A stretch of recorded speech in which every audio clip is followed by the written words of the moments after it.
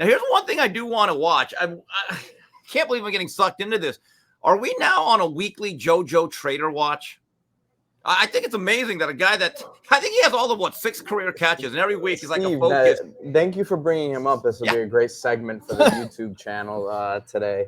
I do think there was a bit of a different tone from Shannon Dawson this week when it came to him. He talked about how he, has sat down with him and they've had some, great conversations, and he's worked his way back in the mix here, which I think, for being honest, he was able to allude to more of the situation than, hey, it's a health thing. Because if you're talking about that sort of stuff, I think you're kind of getting to the bottom of it if the coach is coming out there and saying that. And we talked about it with Amon earlier this week as well. Amon thought the tone was different with how they were talking about him. So with all of that being said, do you scheme him up a couple plays here when you're up a couple touchdowns and try to get him some confidence? It seems like he's earned some confidence and trust back. Yeah, I mean, one thing Mario Cristobal said, I forgot when, but he actually said before we offer a player and say, hey, do you want to be a part of this program? He actually wants these kids and their parents to come to a practice because he actually wants to have some evidence that, hey, you know what we do here. This is not easy. This ain't Camp Good Times. You want a soft, easy, fun practice? We don't do that anymore. He actually wants you to know what you're getting into. And I love the fact, and again, this is about being a serious human being. Practice matters. Ask DJ Lagway if he wanted to practice the whole year and if it's impacted his game, his inability to actually go out there and work in the off season. Yeah, are there some guys that are Roy Hobbs that are naturals that could step on the field, have bad practices, or just sit out and be great? Yeah, those guys are once in a lifetime. Everyone else has to kind of work at that craft on a daily basis. And I did think Shannon Dawson's comments were really interesting. Look, you have to understand now, this whole business of college football is now more of a business than ever. Me and Coach JB talk about it all the time. It is so transactional because now when you are getting money through the NIL and the collective and all that other stuff, you know what comes with that? Obligation and expectations. And when you're talking about money, there's also a budget. Nothing is unlimited. And if you get passed up or you do not fulfill your side of the bargain, there are ramifications, unfortunately. And there's the other harsh reality that I love for this program. The days of guys like Jeff Thomas being able to do what they do and actually kind of survive their way through for 3 years, it's over. There's actually standards now at this program. Talk about the culture. And that goes right back to the cultural thing. I want this to happen for Jojo Trader because I don't think these kids realize that it's no longer just a scholarship, room and board, and an opportunity to get your education and play football. Once you start getting money for this, we have to lift the veil and not be hypocritical. This is now professional football. And kids ought to look up that word professional because that means there's an obligation and responsibility. So this thing is so cutthroat. And unfortunately, the days of the program guy that we like, but he's just going to be a scout team player for 5 years and I don't know if that exists anymore. And that's the other side of how harsh this business has become.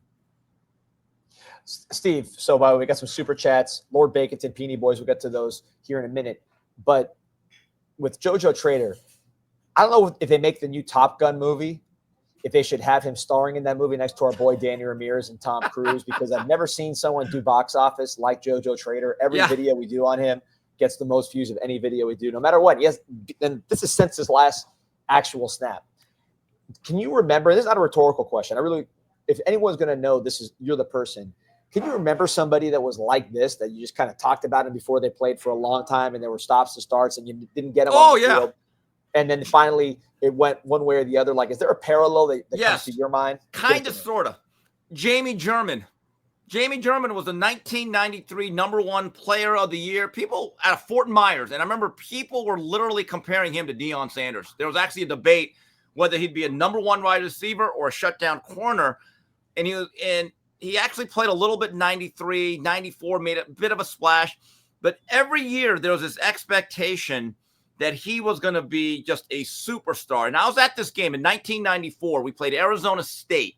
They had Jake Plummer, we brutalized them. And he had 2 touchdowns on the shuttle screen. And I happened to actually have really good seats. Guys, I have never seen acceleration like Jamie German on one of those tunnel screens. And I said, there he comes. He's arrived. He's arrived. This is the coming out party. Never really happened. And then in 95, he had a decent year with Ryan Clement in Butch Davis's first season as our coach. And then Limogate happened, and basically we never got to see him again. And it was just like, it was a complete disappointment. But every single year you thought Jamie German is going to be that guy.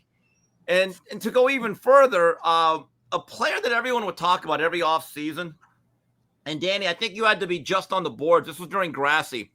We had this recruit in the late 90s out of Texas. His name was Torrey Mitchell. Oh, yeah. And he was a high school phenom that the Butch late Davis. Torrey Mitchell, I think. I hope right. Not, but I think. Yeah. And he ran like a 4.1 or a 4.2 as like an 11th or 12th grader. And we thought, oh, this is going to be unbelievable. And then every time he got to Miami, he got homesick and he'd go back home to Texas. So the joke was on Grassy's board. He runs a 4.3 on the field and a 4.1 back to Texas. Sad. I got two.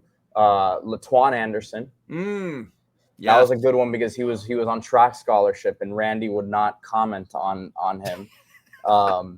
And then the other one was Derek Griffin, who never made it in. Well, we don't know. There's some talk, Steve, he could enroll in January. So I was hoping for a happy ending on one of these. You know what I mean? Yeah, like, that's what I thought. I was trying to let you. I thought your question, D, was like, have we seen someone who's gone through this stuff and then ended up being like a real big time player? I would argue also that we are in a different era where, you know, if in the early 2000s, we had these podcasts and social media, there would probably be a lot of speculation about certain players that didn't end up making it or ended up breaking through. We overanalyze a lot of stuff, obviously, but here's another name. Go ahead. Alfred Shipman, Froggy, one of the 5 fastest players in program history. He wore number 32. And the one year he got the ball a little bit, I think he averaged 10 yards a carry. And he could have been a slot receiver or he could have been the I-back with Erickson. And there's legendary stories about him. So during his short spell at Miami, because I think he was there for 3 years, you kept thinking, oh, this guy's going to be unbelievable. And then something happened that when Butch Davis come over, he just didn't fit in. And I think he had a short career in the Canadian Football League. So that's another Green Tree legend right there. Alfred Froggy Shipman. Now, I will play devil's advocate. Totally different situation, totally different player. So it's not the same situation, but a similar timeline, I guess, which is, you know, Andre Johnson, again, totally different person, totally different type of player. But he took a while to develop, even though he was a 5-star coming in. Yeah. He played behind Santana Moss, Reggie Wayne, Andre King, dropped a lot of balls in practice. And then really it was not until his third year, his redshirt sophomore year, that you really saw what he could do. So different. I'm not comparing him to JoJo because they're very different, but just that he was a highly touted guy coming in, and it took him a couple years to show what he could do. And then once he was ready, it was on and he was a star. So Danny, I've mentioned this. Coming into 2001, Andre Johnson's third year in the program, he redshirted in 99, played sparingly in 2000. He had all the 5 career catches. You can look it up. But here's the difference, though. You never heard anything about Andre Johnson except this guy was an absolute grinder. And you want to talk about being a consummate football player. He actually not only returned kickoffs early on, he was actually a gunner on special teams. That's what type of guy he was. So you kind of knew, like, he's just got to wait his time. I remember the first time I saw him, it was at the 99 Kickoff Classic in New Jersey. He played Ohio State. And all of the red shirts were allowed to come to the game. They wear their jerseys with the green Nike sweatpants, and they're all sitting on top of the bench standing. Guys, if you did not know that Andre Johnson was actually a wide receiver, you would have thought that's a young defensive end that just needed a little bit more weight. That's what type of physical specimen he was. But when Andre Johnson was not catching footballs, which he did very well eventually, he was still making a contribution. You always felt his arc was trending upward the whole time. You know, Braxton was a good one. Braxton Barrows, I see in the comments here, because he was talked about a lot. I talked about him on Green Tree because I thought, you know, he looked like he did later on early. Then he got hurt. He got a little heavy. Not because he was bad work ethic. I think he just bulked up too much. So that was a little bit of a process there with Braxton. We all remember fondly because how the last year went, but it wasn't that way the whole way through.